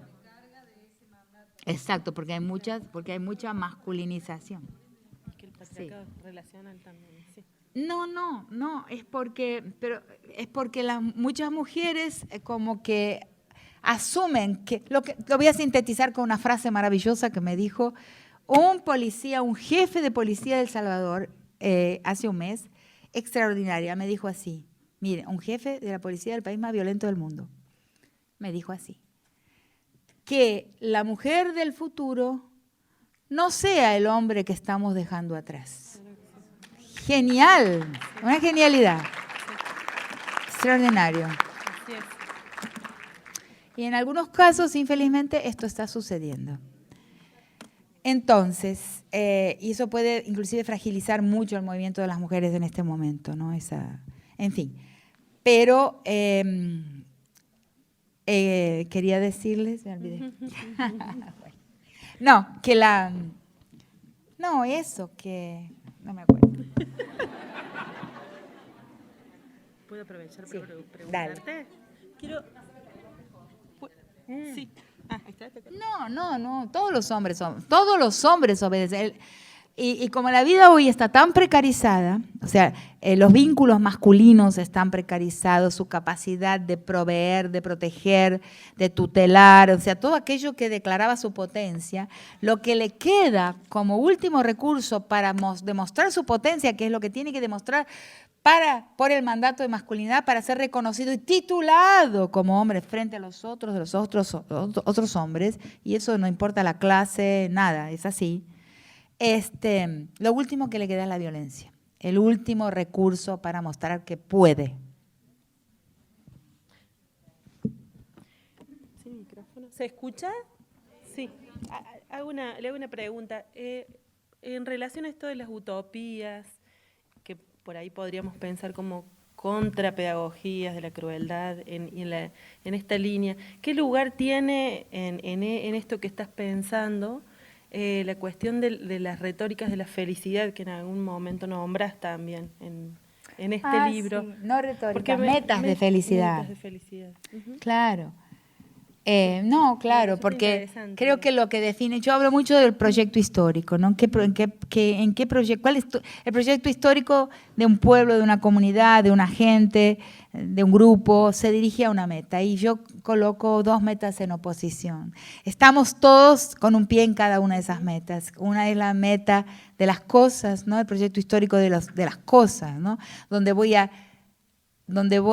invertir vínculos para conseguir, voy a sacrificar. Yo digo invertir porque queda más estético, pero voy a sacrificar vínculos para conseguir cosas, ¿no? En la acumulación, concentración, ese es el proyecto histórico del capital. y el proyecto histórico de los vínculos, ¿no? Y ahí voy a invertir cosas para robustecer vínculos, ¿no? Y eso vemos en los pueblos, ¿no? El brindis, ¿no? La fiesta, ¿no? Los otros días estaba discutiendo con un economista del grupo de Negri, que es un muy buen economista llamado Sandro Mesadra, que vive en muchos países, italiano es él, pero vive un tiempo en nuestro país también, en algunas épocas. Y él empezó a hablar sobre el comercio aymara chino, ¿no? Y yo le digo, y el capitalismo global, como una de las formas del capitalismo global. Y yo le dije, pero tengo una duda sobre eso. Inclusive porque frecuento Bolivia y vivo muy cerca de Bolivia, ¿no? Soy medio boliviana. ¿De veras? Sí. Sí. Sí, mi marido, mi compañero es hijo de padre y madre bolivianos. Entonces, pero en la riqueza, en la acumulación aymara, hay ¿cómo se dice? Estoy muy cansada. ¿Cómo se dice la dilapidación, el gas? El despilfarro. Hay despilfarro en la fiesta. Ese despilfarro en la fiesta es la manutención de los vínculos comunitarios y familiares. O sea, es la inversión en el vínculo. Los otros días, por ejemplo, para dar otro ejemplo más cerca de nosotros, llego a Ezeiza, tomo un taxi que me lleva a mi casa en San Telmo y me gustó, comenzaba con el taxista, me gustó y le digo, el viernes me voy, ¿me puede venir a buscar para llevarme a Ezeiza de nuevo? Entonces me dice, ¿a qué hora? A las 8, le digo, de la noche. Me dice, es la hora que me reúno con mis amigos. Y yo digo, se perdió una corrida cara, pero invirtió en el vínculo. O sea, todavía lo tenemos. En nuestro mundo latinoamericano, aún en las metrópolis, aún en las ciudades, existen los jirones de comunidad. Y yo creo que es a partir de ahí que tenemos que empezar a retejer. ¿Qué es la vida vincular? ¿Qué? Claro, es la mirada del buen vivir, pero cuidado con el buen vivir, que es muy utilizada como una especie de happy hour o de autoayuda. No, el buen vivir es disfuncional a la acumulación-concentración. Si no es disfuncional, no es buen vivir. Y en eso, ahí paró el proyecto de Evo Morales en Bolivia. Yo sé que es doloroso decir esto. Ahí paró, porque no consiguió sustentar la disfuncionalidad de la vida de los pueblos con relación al proyecto histórico de la acumulación-concentración. Pero cuidado, todos vivimos una vida anfibia. Yo también vi hoy un par de zapatos que la verdad es que casi... No vamos a ser puristas, vivimos una vida entre los dos. Pero hay un momento en que la guillotina cae, para reproducir una frase de Gillet, que para otra cosa la usa, en que hay que decidir, o esto o aquello. ¿En dónde gano? ¿Dónde elijo ganar? Entonces, pero esto hay que ofrecer una retórica, porque en realidad nosotros en América Latina vivimos así. Ofrecemos mucho por el vínculo. El vínculo es muy importante, en otros países no, en Estados Unidos no es. Inclusive es un anatema, o sea, es un sentimiento. Enfatizar la caridad, por ejemplo, es un sentimiento anti-norteamericano. Yo viví ahí algunos años también. O sea, la caridad no es lo que ellos enfatizan del cristianismo, enfatizan otras cosas. Para nosotros esa cosa de la amistad,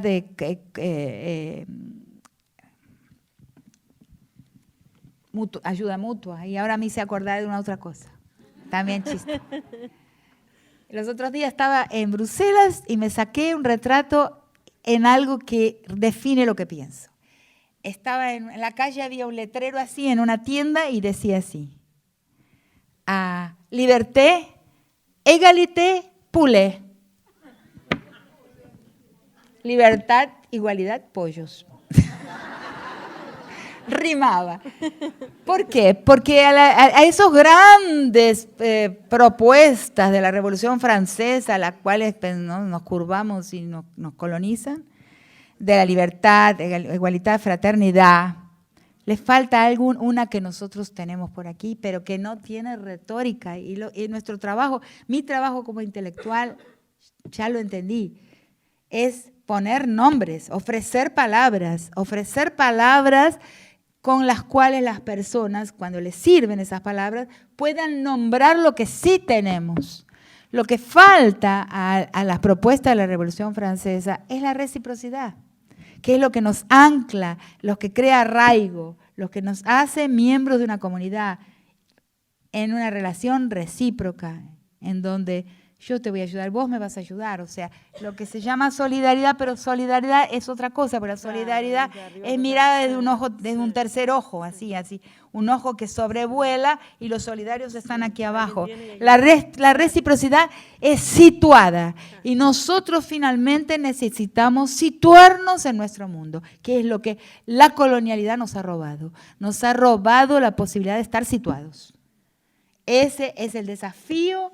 Y a eso hay que encontrarle vocabulario y retórica. Muchas gracias.